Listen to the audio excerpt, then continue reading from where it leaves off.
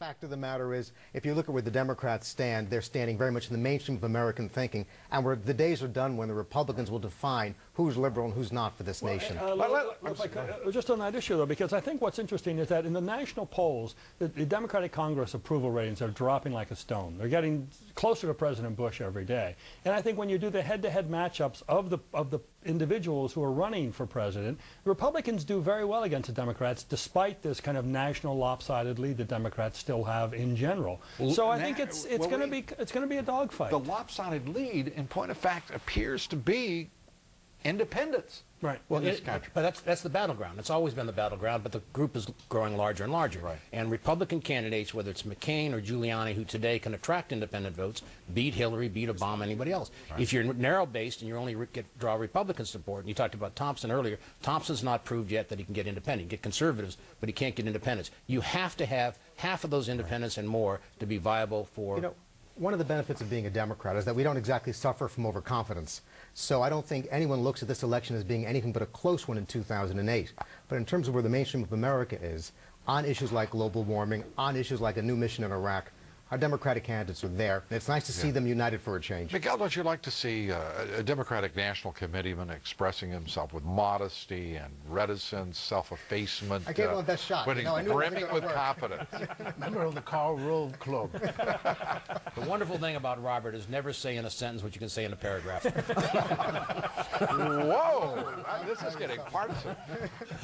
The idea, Miguel, tonight that we're going to see, because it does fascinate me, the idea that Fred Thompson is the sort of the specter, if you will, the in absentia candidate on that stage. Call him Mighty Mouse, because he might come in and save the day. Well, he might, but I think that's who is it that actually used that expression? He's actually starting to get scrutinized. And you know, the truth of the matter is, I mean, I like Fred. I've known Fred for a long time. He didn't like the combat. He didn't like the long days when he was a U.S. Senator. If he didn't like the long days as a U.S. Senator, he's not going to like the long days when you're a presidential campaign. And I think to a certain extent, there's a lot of expectations for him. Whether he can meet them or not is what the test is still ahead. Right. And I think, Lou, too, here you have these 10 people in the arena. You have these 10 people in the arena, and you have Thompson sort of sitting out there on the side, throwing bombs from the outside. If he wants to get in, get in. Let's see what he has to say on the issues in front of a crowd, being asked tough questions, and being attacked by his rivals.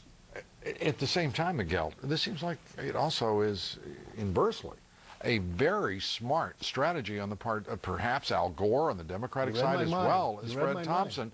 They don't have to spend money. They stay back. They don't have to spend, as Ed Rollins says, all those long hours, and they can prepare themselves for a more vigorous candidacy. They're not Roger Clements. And I still think that Gore would be a very good candidate.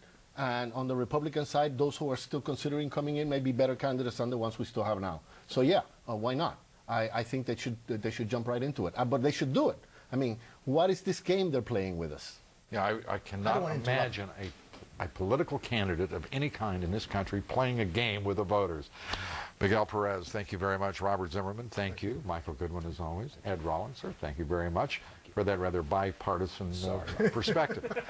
Still love. We thank you, and we invite you, gentlemen, and we invite you to stay with CNN for the remainder of this evening. Coming up straight away, the Republican presidential candidate debate and CNN's post-debate coverage, which will begin immediately after. All 10 candidates are now in place. The Republican debate begins right now.